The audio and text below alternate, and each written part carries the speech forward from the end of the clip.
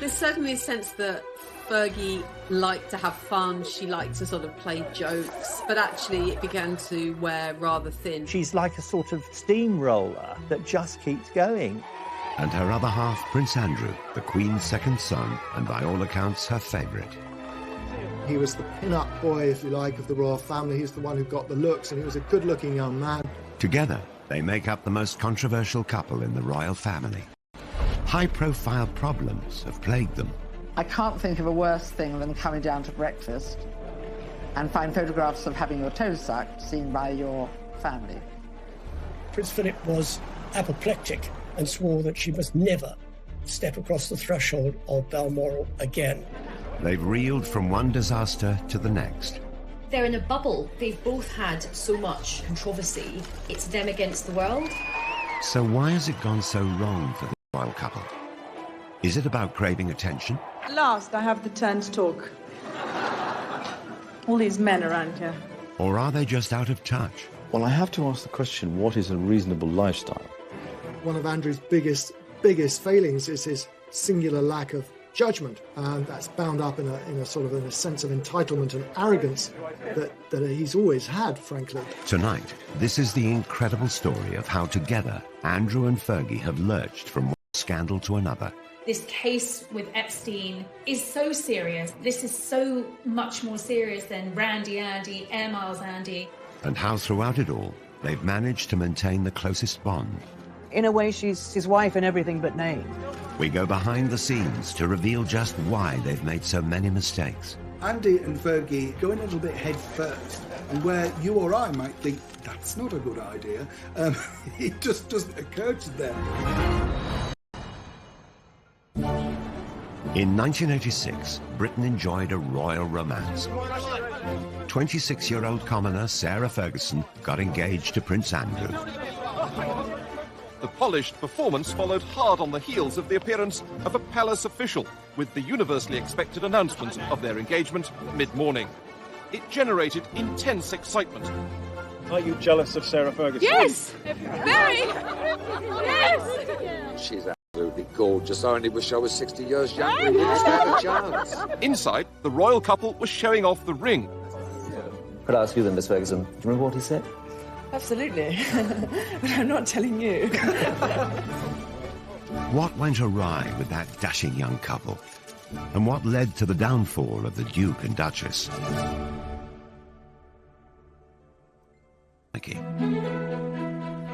Her father, Major Ron, was polo manager, initially to the Duke of Edinburgh and later Charles. Sarah and Prince Andrew were friends as youngsters. Young Sarah was on the fringes of the royal family, and as children she first came into contact with Prince Andrew. This idyllic childhood was ruptured by the breakup of her parents' marriage. Her mother, Susan, a former society beauty, caused a stir when she ran off to Argentina with a dashing polo player. Fergie and her sister Jane stayed with their father. The last big conversation she had with her mother before she went was her mother didn't like her hair. This is a girl of 12, and she really thought for many years her mother had left because her hair wasn't right. If you think your mother doesn't love you, I think you're always panicked by self-doubt. Sarah's father was terrific, but obviously he wasn't a housewife, and he wasn't great at cooking. He did master scrambled eggs, and they would just eat eggs out of a saucepan because he thought, well, what's the point of, dirtying all the plates? After her emotionally difficult teenage years, Fergie moved to London and shared with friends. Her flatmate adored her. Sarah Ferguson's flatmate, Caroline Beckworth-Smith, is on holiday in Barbados. Just great fun, really, and interested in lots of things.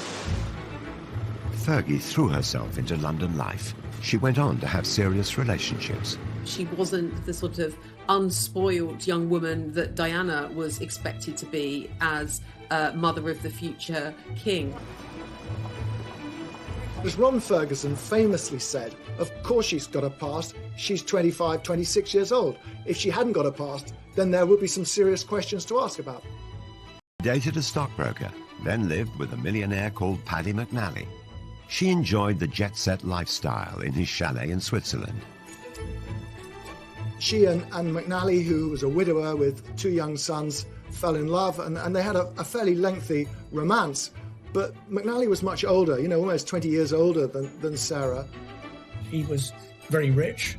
Fergie likes very rich men and was living a good lifestyle. But I don't believe for a moment there was any question of McNally proposing to Fergie. The romance and lifestyle came to an end. But in 1985, she found her prince. Although Fergie and Andrew had crossed paths in childhood, they'd had very different upbringings. Well, Andrew has a unique place in royals of Queen Victoria's reign. She and Andrew had a very close relationship. He's constantly described as the Queen's favourite son. They are extremely close, and in a way closer than Charles and Anne ever were. He was spoilt, and Andrew was pretty assured of himself. He knew what he wanted, and he made sure that he got it. He had the looks, he had the physique, and you either liked him or you didn't like him. I think a lot of people didn't like him. If some of his fellow pupils didn't like him, the same couldn't be said of women. Prince Andrew had already been christened with a number of nicknames regarding his life. Randy Andy is the best known. The prince has a practiced eye for the ladies, and his romantic adventures have been well publicised. The gossip columns make no mention of a serious romance at the moment, possibly because the list of temporary romances is so long. Andrew had served as a Navy helicopter pilot during the Falklands War, then later moved to HMS Brazen. His helicopter is a Lynx, which he's nicknamed the Hussy, as in the Brazen Hussy. He was one of the country's most eligible bachelors. Here was our hero wartime prince who came back from the Falklands, dashing and handsome with a rose clenched between his teeth. He was incredibly good-looking in his youth, and he was very popular with women, and he had an eye for women. The organisers of the sports display hadn't forgotten the prince's reputation with the girls. 12 of the most shapely danced before him, and the prince's face said the rest. Prince Andrew had had a rather checkered love life. He'd been in a relationship for a long time with Koo Stark, the American actress. Koo was an absolutely beautiful young woman, very much in love with Andrew, but she wasn't going to fit the bill for a royal bride. Although there had been rumours of marriage, the couple split. He was 26, he was at an age where the Queen really wanted to see him start thinking about settling down, and Sarah came into his life at just the right time. In 1985, Fergie appeared on the dashing prince's horizon, and the matchmaker was none other than Princess Diana. Diana and Fergie had met when they were younger, and Diana actually wanted Fergie to be her lady-in-waiting, but she was turned down, as she said, by the men in grey. So Diana thought, OK, I will get my own back. Ascot was coming around. Diana suggested that Fergie join the royal party, and Andrew met her, and they clicked right away. It was a fast match, a pretty quick romance. It was clear they would not be a traditional royal couple. Sarah and Andrew fed each other what the Queen and other members of the royal family made of it, but it was something that they plainly both remembered because it was brought up in their engagement interview some nine months later. We were made to sit next door to each other at lunch at Ascot. Yes, and you made me eat chocolate profiteroles, which I didn't want to eat at all. I then didn't have him, so I got hit. Then Very it started hard. from there. I think that's probably where it... I was meant to be on a diet. They were both keen to set the date for a royal wedding. I would very much like it to be in the summer. And so would Sarah. Sarah more so. Because I think that... Get on with it. Get on with it and get it out of the way. She was often contrasted with Diana, and in those early days, Sarah came out of the contrast rather well, because Diana was seen as rather pale and wilting, you know, this delicate flower, whereas Fergie was robust like the wife of Bath. How do they look to you on TV? Oh, smashing. Really relaxed. I think they're really well. I hope it goes as well as they did for Di and Charles. Sarah Ferguson was going to be a Navy wife, and as she was from a military family background, it seemed a perfect match. The Queen approved of her favourite son's choice of bride. Westminster Abbey, the focus Attention tomorrow, and where today the more intrepid spectators have already staked out their patches to get a good view. On a hot July day in 1986, the country celebrated.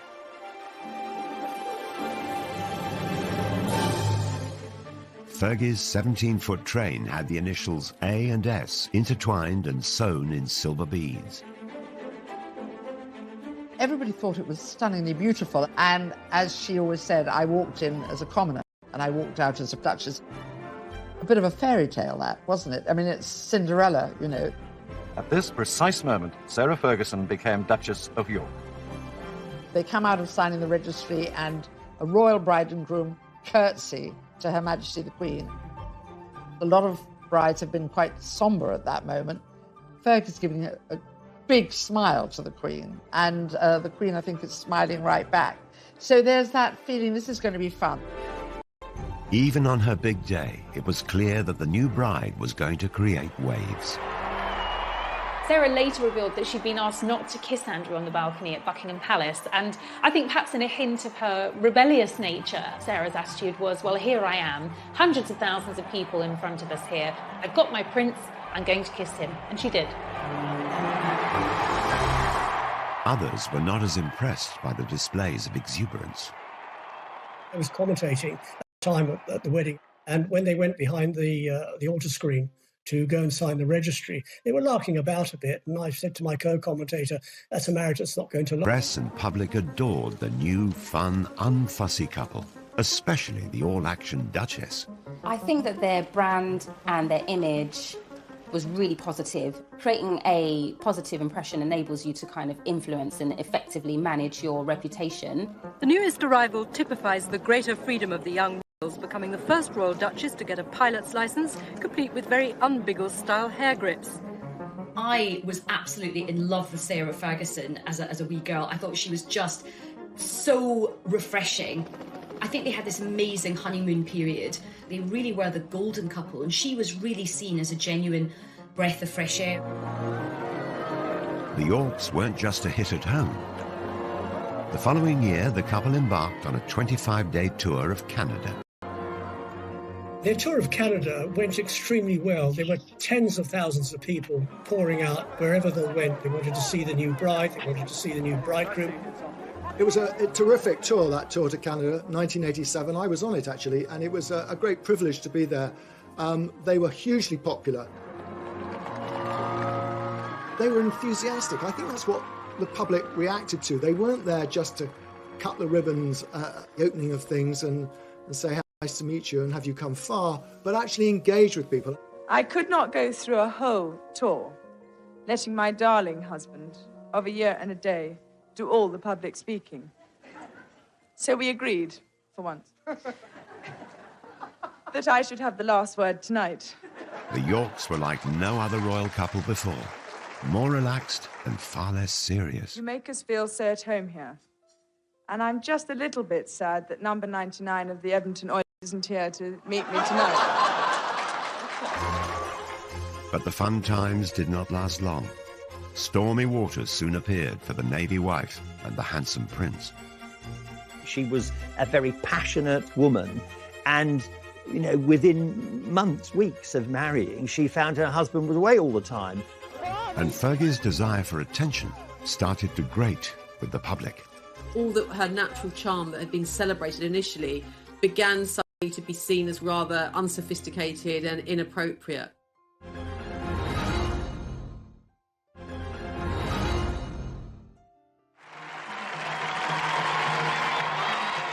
After marriage, Fergie embraced her new life with gusto. Her Royal Highness, the fair Duchess of York, leading forth her heroes on behalf of the International Year of Shelter for the Homeless. In 1987, she took part in the now infamous It's a Royal Knockout. His Royal Highness, the tantalisingly eligible Prince Edward. It was younger members of the royal family actually making fools of themselves, and it was bad television. It was bad for the royal family.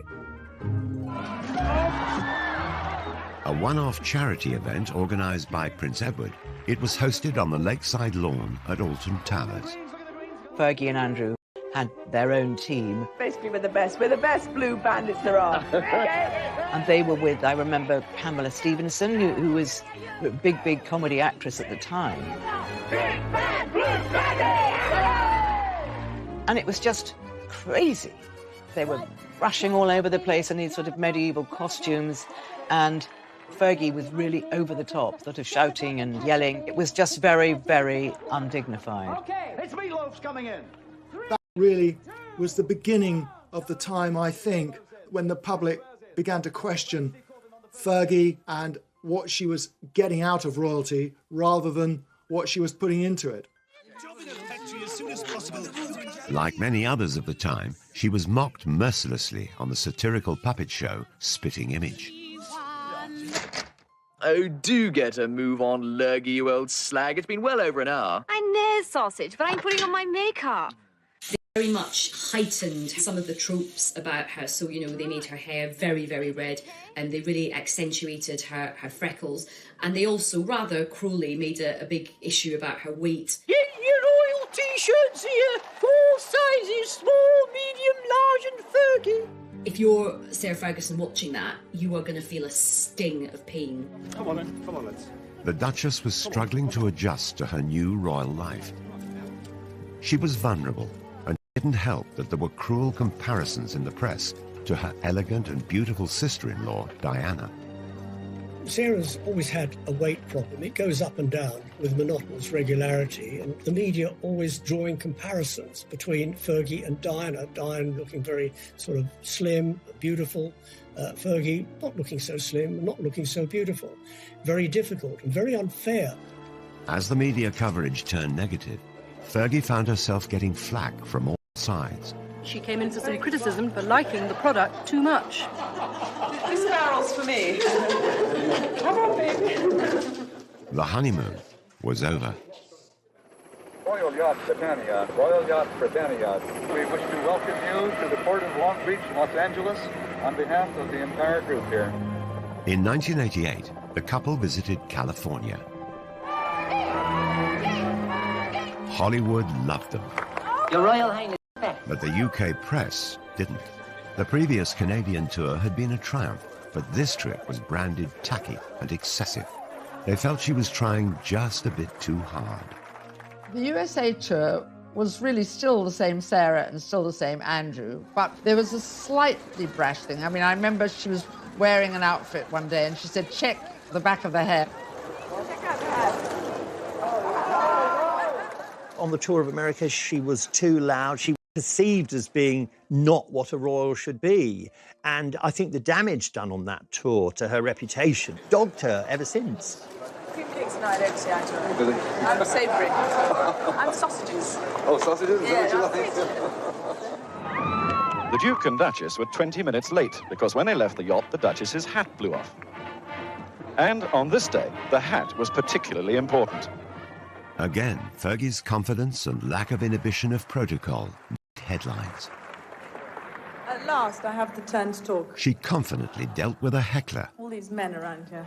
There was one occasion at a dinner, there was one particular senator, and he'd probably had one too many drinks, and he kept on calling out, "We love you, Fergie, we love you, Fergie." Love you! And she just sort of retorted, I'll see you later. The British media thought it was the wrong thing to do. It was the wrong sort of reaction. I think she handled it particularly well. What is it? If Sarah Ferguson's quip didn't win over the stuffy press, then her over-familiarity with them didn't help her cause either.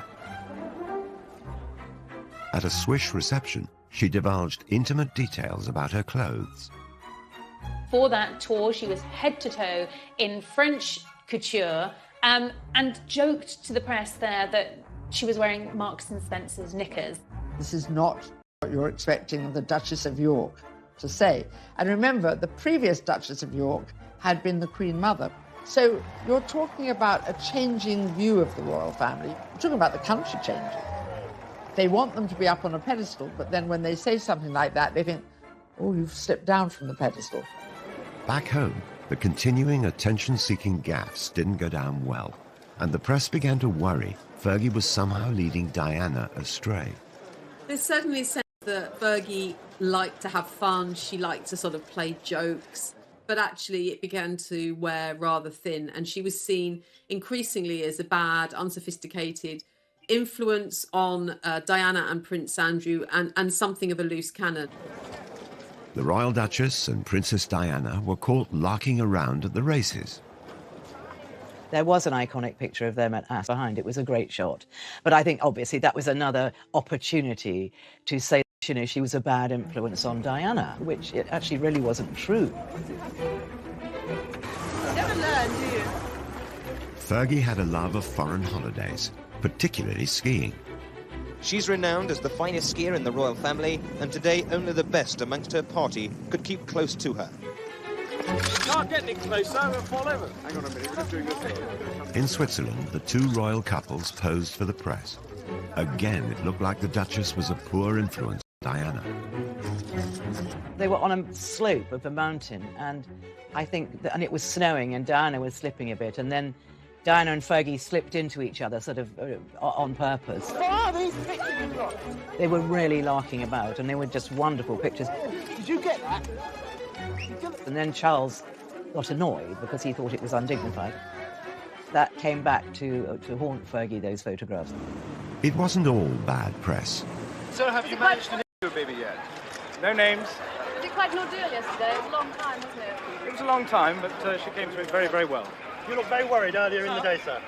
That's because I was on my way to the dentist. So, 2 years after their marriage, the Yorks celebrated the birth of their daughter, Beatrice. Eugenie followed 2 years later. God save the Queen! Our wishes to both the baby, to the father and the mother. But the happy family didn't last long. Prince Andrew was away at sea for many weeks of the year. His posting follows 3 months of specialised training, and the Duke will now lead a flight team aboard the frigate for around 18 months. In the early years of their marriage, Andrew was serving as a naval officer, which meant that he was frequently sent away. And for Sarah, that meant being at home at the palace on her own for long periods of time. And in fact, she later recalled that she got to see her husband 40 days a year. The rest of the time, he was absent. It's terrible. I mean, you're going away and leaving what you love behind. It's a fantastic job for a single man. It's getting less and less so for a married man. The new mother was lonely and lacking support. In 1992, private photos surfaced. A cleaner found a set of holiday snaps showing the Duchess and her 2 children with a Texan, Steve Wyatt. Wyatt was handsome and attentive. The pictures had been taken some 2 years previously. There's a picture of Steve Wyatt, and then there's Beatrice, who's just got bathers on, and they're obviously somewhere hot. And suddenly people think, who is this man? And so then the stories start. Eve Pollard, a tabloid editor at the time, was contacted by a mutual friend of the Duchess. A very old friend of ours rang us up. He said, I wonder if you could come and give a friend of mine a bit of advice. So we turned up in his lovely studio in Mayfair, and there she was. We tried to say, you know, you've just got to be careful about any photographs. If you go out with anybody while your husband's away, it should be a crowd. And she was, at that time, I have to say, very, very unhappy about the fact that she was alone. Gossip of affairs circulated in society circles for months. He was also getting a lot of flack from the royal household for behaving, as they saw it, inappropriately. So everything was mounting up against her, and I don't think Andrew was there to really back her up. And then along comes Steve Wyatt. It was the beginning of the end for Fergie and Andrew. The announcement that the Duchess of York had initiated discussions about a separation from her husband came as she arrived to pick up their daughter from school. In March 1992, the couple split. Fergie was soon spotted with another American, John Bryan, a friend of Wyatt's and her financial advisor. Soon, rumours of scandalous pictures of them together surfaced, and the photos were being touted around Fleet Street. The night before publication, I to see Brian. I sort of laid down these pictures, and there was a great intake of breath. Oh God. And he immediately went off into the bathroom, shut the door, and even though the door was locked, I could hear he was calling Sarah in Scotland and telling her that it was worse, far worse than he thought. He obviously was a little bit more than a financial advisor, as we saw from those photographs taken in the south of France with him sucking her toes. Whether he was looking at her toes as a new form of abacus or calculator remains to be seen. But it was the sort of nail in the coffin when it came to Fergie and Andrew's marriage. It was a sellout scoop for the Daily Mirror. 300,000 extra copies were printed, and as the public snapped them up, the newspaper was unrepentant. Unfortunately for Sarah Ferguson, she was staying with her in-laws at Balmoral. The papers were all laid out for breakfast. Sarah took one look around the dining room and thought, "There, but for the grace of God, go the lot of you. I'm going." So she went back upstairs, and obviously she had to see the Queen. And the Queen, remember, these two are fairly close, and the Queen was furious with her, just furious. She fled the castle and the press. No longer the luxury or privilege of an aircraft of the Queen's flight, for the Duchess just an ordinary scheduled flight to Heathrow. It spelled the end of Fergie's life as a royal, and that was absolutely devastating for her.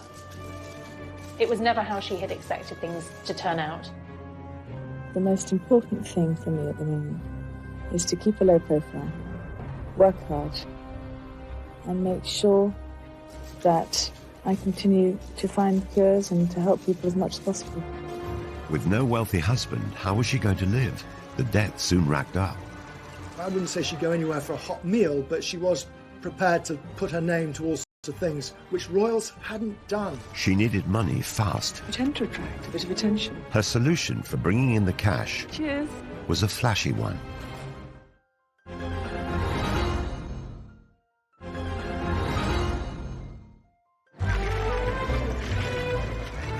The Duke and Duchess of York announced their divorce in May 1996. By August that year, Sarah Ferguson was no longer able to use the title Her Royal Highness.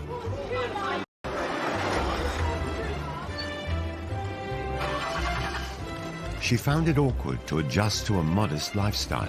Living beyond her means quickly got her into financial difficulty. You know, she's cast out of the royal family. She doesn't just divorce Andrew, she divorces the whole of the royal family. I remember Diana saying to me that, you know, Fergie didn't get that much. You know, she really didn't. And that's why she had to work so hard. And she had to keep coming up with new ideas.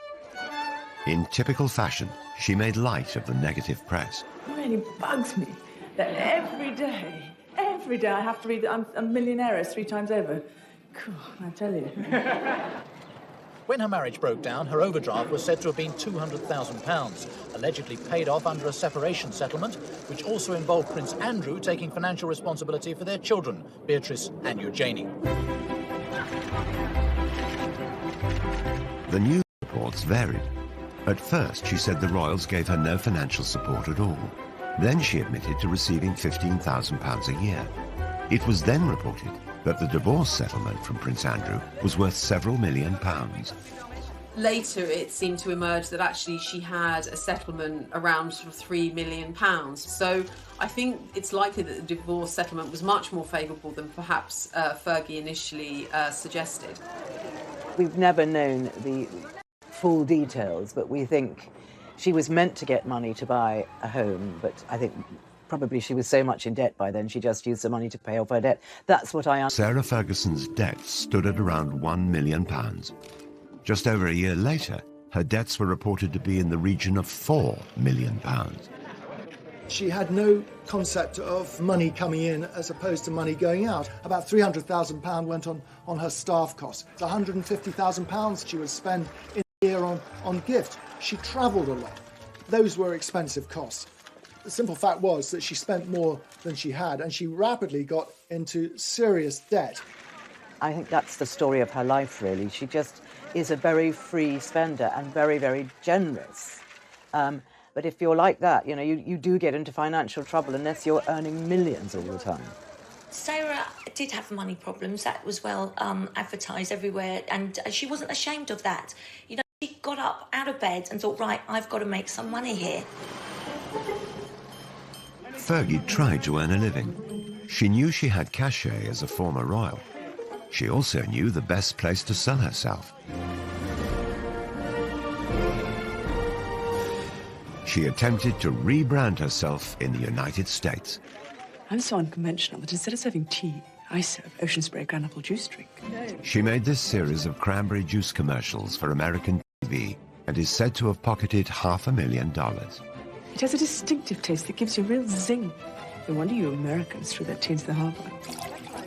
The Americans, God bless them, they love people with titles. If you're a lord, well, yeah, you're pretty good. But if you're a duchess, wow, you sort of hit the jackpot. She'd been married to the son of the Queen and was prepared to endorse brands. So for PR companies in the States, their Christmases had come early. They saw her as this really feisty pioneer woman. You know, she was really brave to carry on and go and make her own money. They loved that. Sarah Ferguson also teamed up with Weight Watchers, which was publicised through another set of glamorous TV commercials. It's the hardest thing in the world, staying on a diet.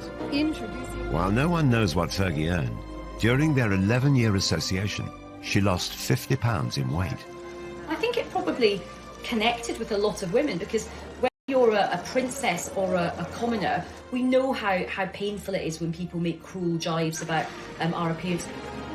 Fergie also signed endorsement deals with cosmetic companies and makers of fine tableware. She was a spokesperson for Waterford, you know, china and ceramics. She was a spokesperson for Avon makeup. Brands wanted access to Sarah's royal connections and the kudos that would bring to their brands. So she was hot ticket. She was really in demand. Fergie was a success in America. She was a duchess in debt, but tomorrow Sarah Ferguson will announce she's close to paying off her overdraft with Coutts Bank, around £4 million of it. Then, in 1998, Fergie landed a plum guest role in one of America's most successful sitcoms, Friends. The fourth season finale of the worldwide TV show was watched by 20 million viewers in America and nearly 7 million in the UK.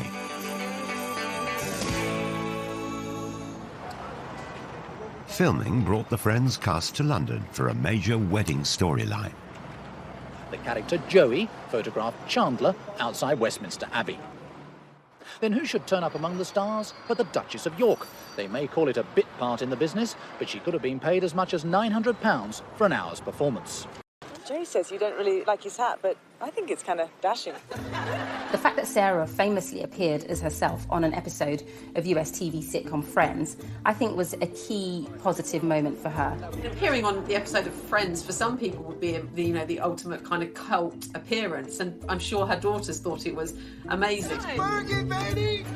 But, this was not becoming of a former royal princess to appear on, an American sitcom. Of course, really, if she'd had any kind of royal status, she certainly wouldn't have been allowed to have performed in Friends. I think actually out of all the TV projects that she did, the British public warmed to her for doing this one. This wasn't hugely embarrassing. Even so, Fergie had profited from her royal status.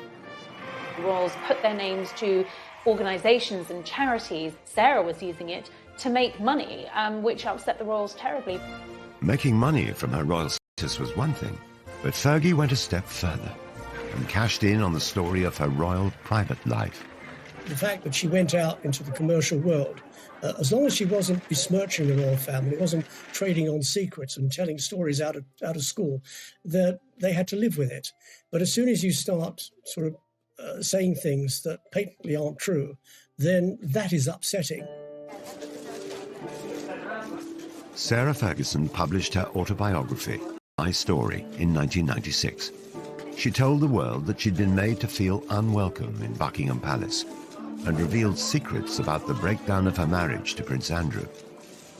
The Queen is said to have been particularly displeased, as is Princess Margaret and Prince Philip. So the real big guns in the royal family are really, really upset by all of this.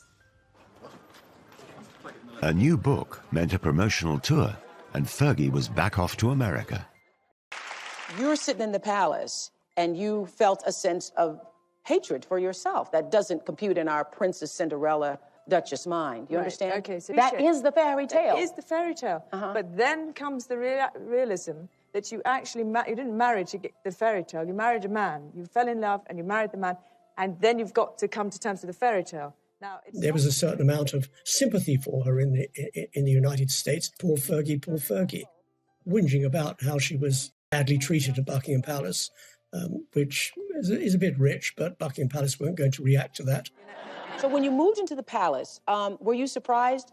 I mean, the way you described your little, as you describe it in the book, I'm thinking it's a little dark room down the hall at Buckingham Palace. Yes, it's on the second floor. It's all burgundy and very dark. And the light bulbs are only 30 amps, so they don't put any light. Not only was she cashing in on her own royal status, she was lifting the lid on being inside the royal family, letting the public in, and that's a big no-no. Despite selling her royal secrets, Fergie remained on good terms with Prince Andrew. His active service in the Navy was coming to an end, and a new, controversial chapter in his life was about to start. Since 1997, he's worked in London for the Navy's diplomacy unit. Now that he's on Civvy Street, Andrew is going to be a roving ambassador promoting British trade overseas. Fergie's ongoing quest to make money played out in the media. But there were more PR disasters on the horizon, and this time, a scandal of epic proportions. She'd done something very, very stupid. I think she really had to lay her soul bare in order to sort of exonerate herself from what she'd done.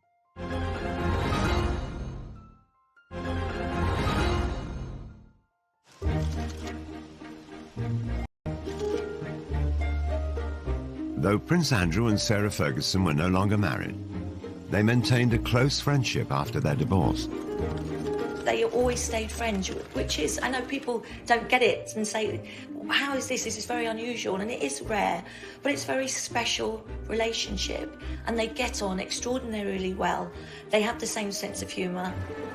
In 2008, Fergie moved in to share Andrew's home, the Royal Lodge in Windsor. Their friendship has intrigued royal watchers. They're the couple who, they might not have the label of being husband and wife, but they're definitely kind of soulmates, I think. Soulmates, whose friendship brought its own problems. The next disaster to hit would rock not only Andrew and Fergie, but the whole royal family. He kept saying he wanted to meet Prince Andrew, and he would pay her $500,000 if she could fix that. Posing as an Arab businessman, Mahmoud had played out hundreds of undercover stings on high-profile personalities since the early 90s. Victims were cajoled into making embarrassing confessions or trading illegal substances. The fake sheikh operations were often criticized as entrapment.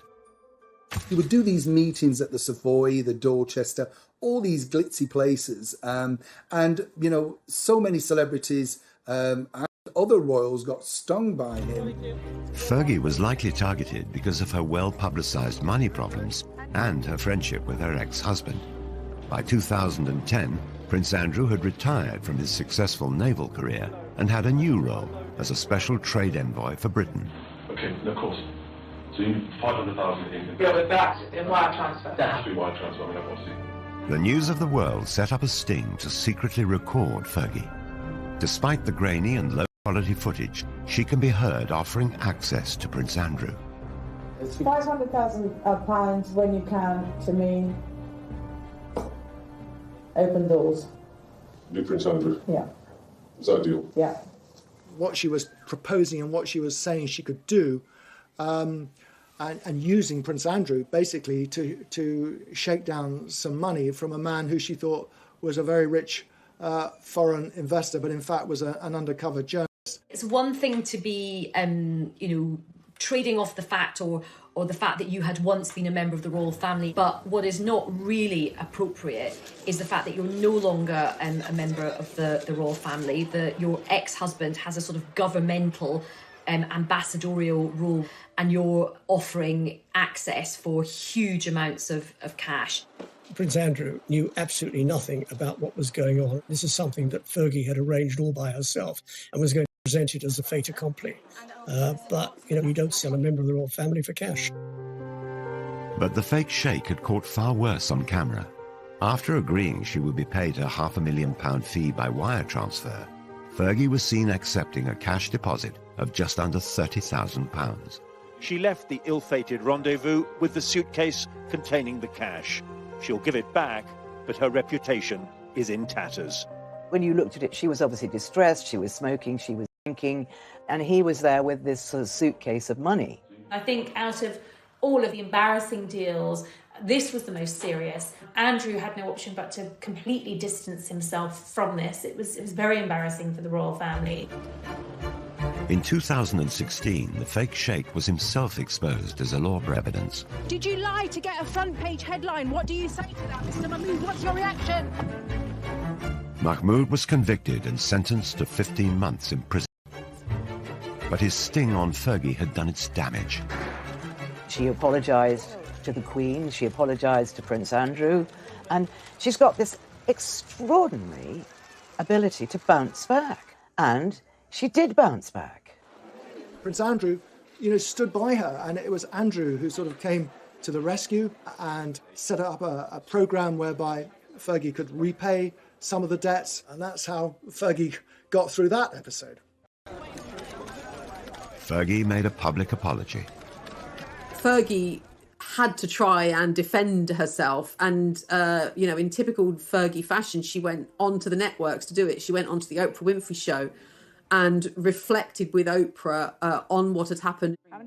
They watched a playback of the entire fake sheikh video before Fergie made dramatic revelations about her state of mind. Because I was in the gutter at that moment. So I know exactly, I'm very aware of the fact that I'd been drinking, that I was not in my right place. People love Oprah, and I believe that by speaking to Oprah, Sarah felt that it could have a positive impact on her. She really had to lay her soul bare in order to sort of exonerate herself from what she'd done. And it was extraordinary that she did it. It was a very, very brave thing to do. But then she'd done something very, very stupid. It was kind of like the ultimate collision of a royal and reality television. So, of course, people loved it in America. You have to respect her for that, because that really takes guts to be able to do that. I think I'm authentically myself sitting here right now, and I'm going to give it a good shot. Somehow or other, she managed to turn the tables. I don't think she meant it to be, but it turned out to be an absolute masterstroke. In the years following the fake sheikh scandal, Sarah Ferguson claimed she'd lost around £40 million worth of earnings from cancelled celebrity engagements because her reputation was so damaged. She started legal proceedings against the owners of the News of the World, but it's reported that after 3 years, she abandoned her case in 2019. It's unfortunate that she was caught in a sting, but not the first one to be caught in a sting, and certainly probably won't be the last one. She realised very quickly that she was up against some serious legal opposition, and that if it went against her, the costs could have run higher and higher. So sensibly, she dropped the case. Ferguson was still close to Prince Andrew, each still supportive of the other. They were so close that some royal watchers believe a reunion could be on the cards. I think Sarah and Andrew are together as a couple. I just don't think they could be apart from each other. And I do see them getting married again. I really do.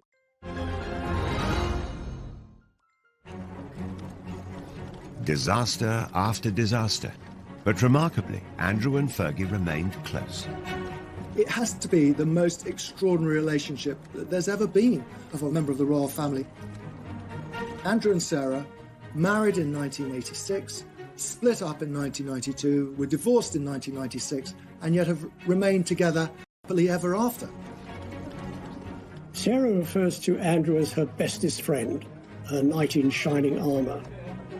Andrew and I speak every day, and it's very important that we do keep that huge friendship. They may have divorced 24 years ago, but the pair still live together.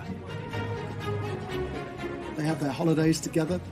They have a home they bought together in Switzerland, a skiing lodge. And in fact, they now spend most of their time together. It is interesting that neither of them have really found anyone else since their divorce. And I think even though they're not formally married, I think they kind of are together, like in an emotional sense. Their intertwined lives have raised many questions about their relationship.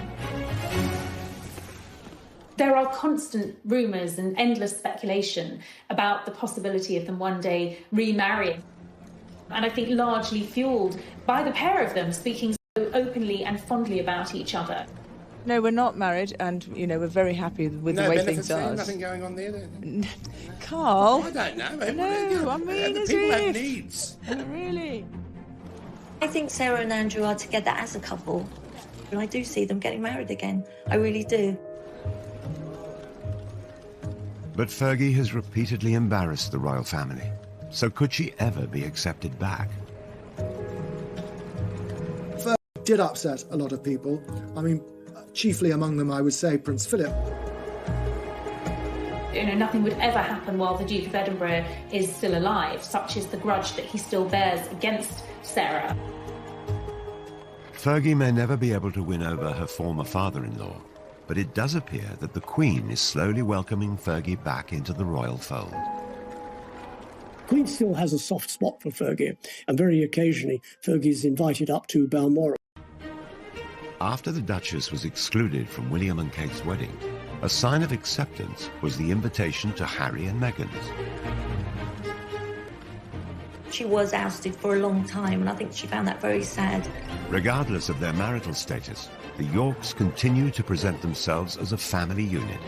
The Prince, Fergie, and the two princesses, and all four attract ridicule. How do I look?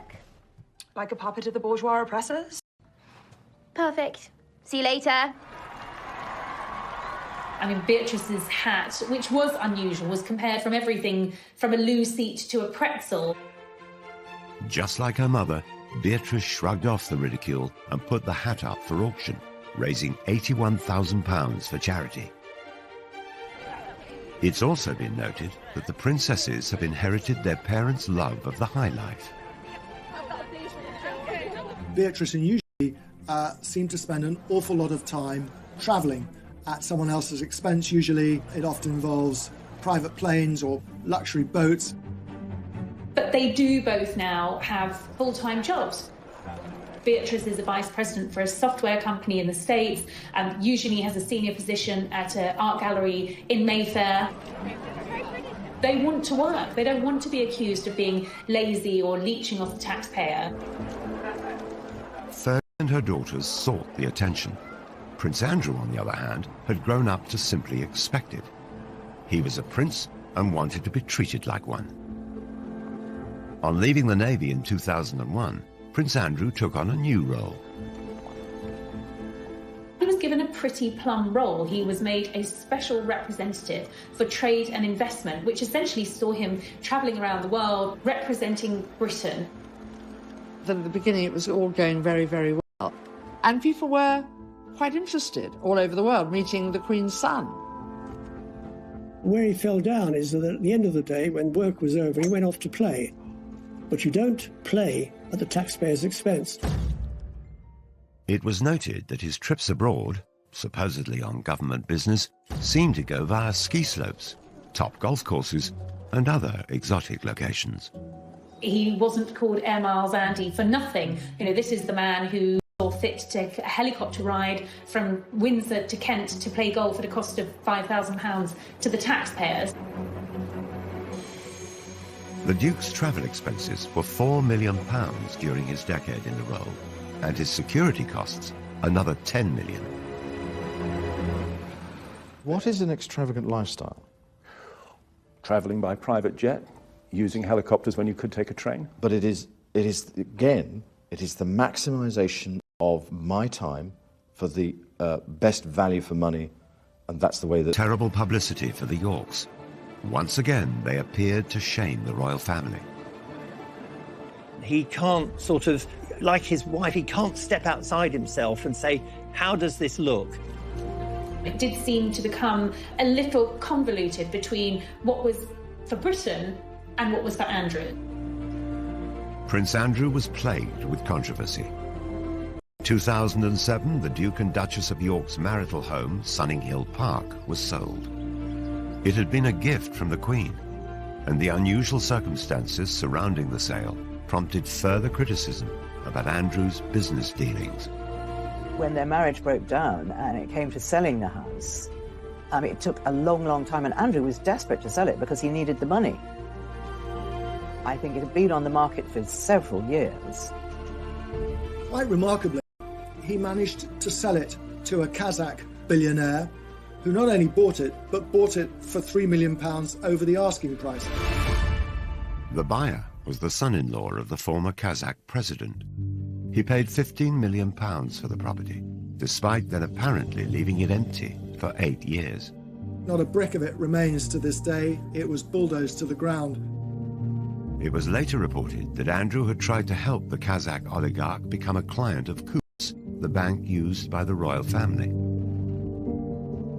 And the controversy kept on coming. It appeared that the prince simply didn't care what people thought. From his meetings with Colonel Gaddafi's son to holidays with a convicted Libyan gun smuggler. He seems to delight in these relationships, and it's said it's because he's very much drawn to power and wealth. But one of Andrew's friendships would prove more damaging than them all. I mean, this is so much more serious than Randy Andy, Air Miles Andy. And this is a criminal case.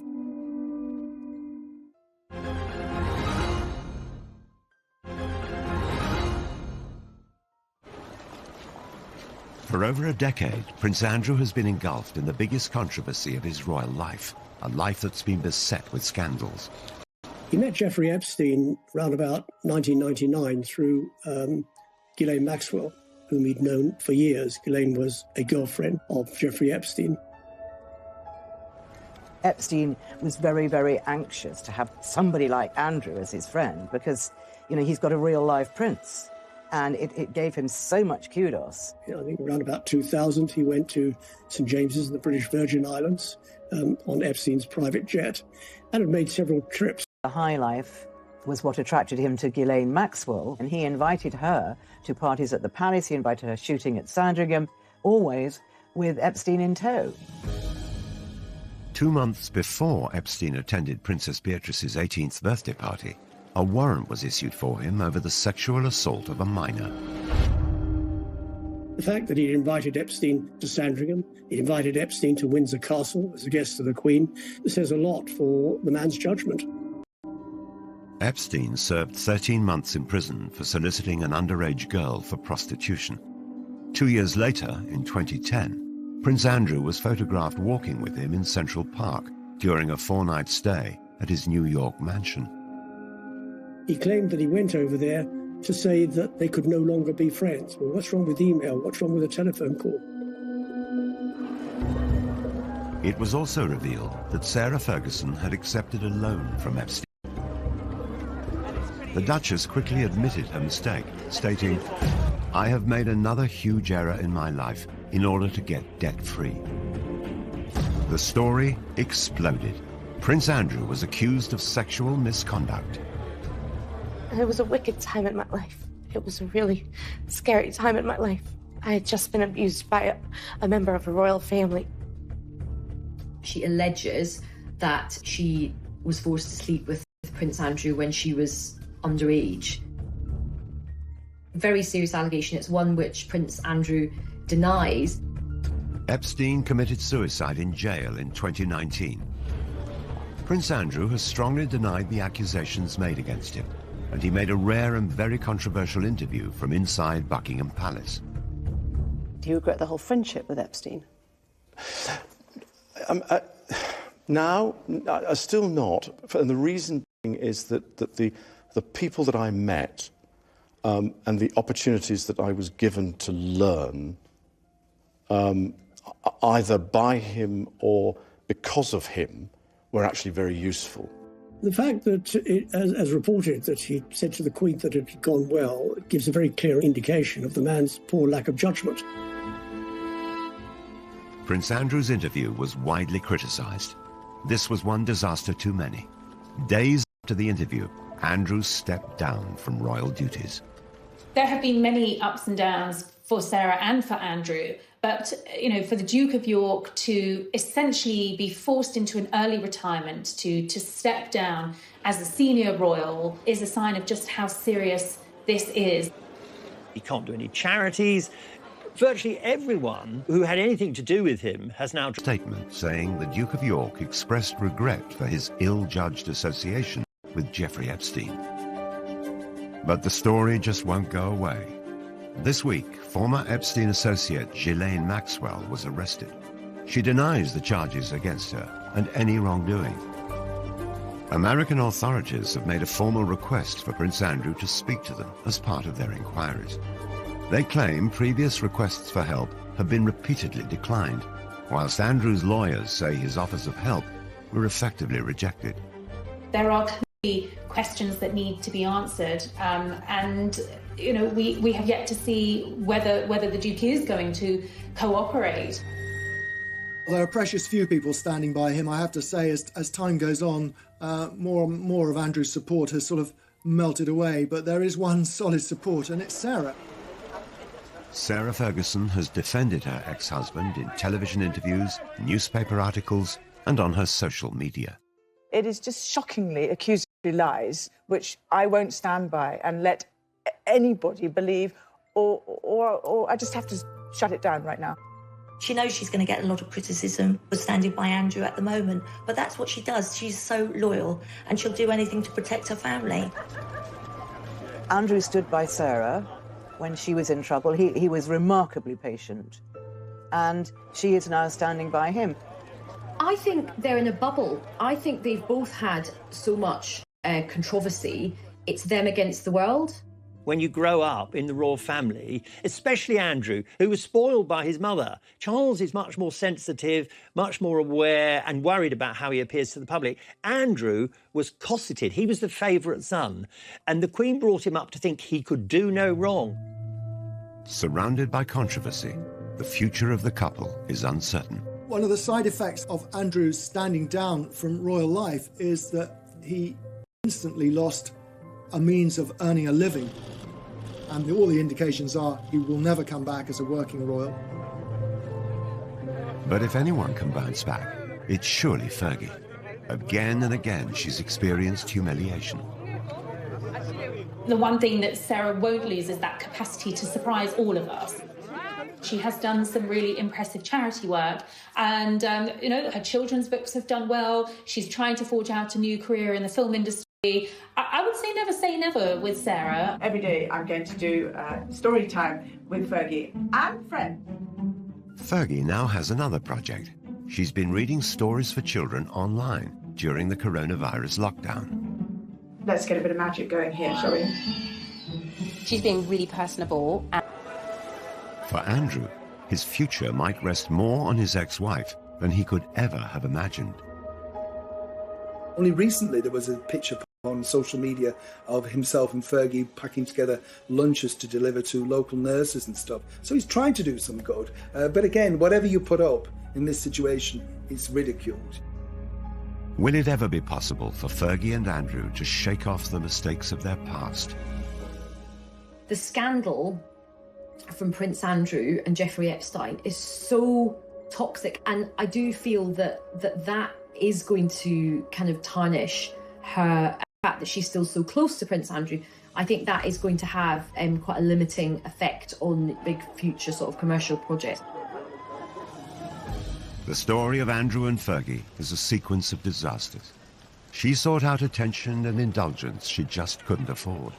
He mistook deference for friendship, his judgment clouded by his status. Throughout, there has been one constant. The Duke and Duchess of disaster have stayed side by side. The next chapter of their lives are going to be very, very different to what's gone before. I think they're going to have to maybe try and enjoy the simpler things in life, and to be honest, they may not have a huge amount of choice.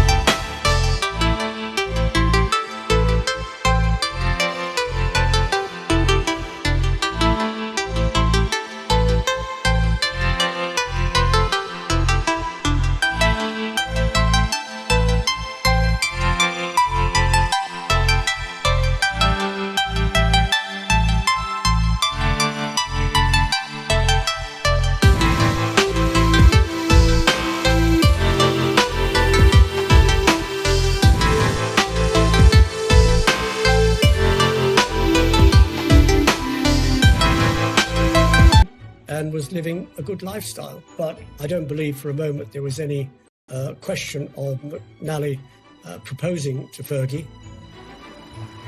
The romance and lifestyle came to an end. But in 1985, she found her prince.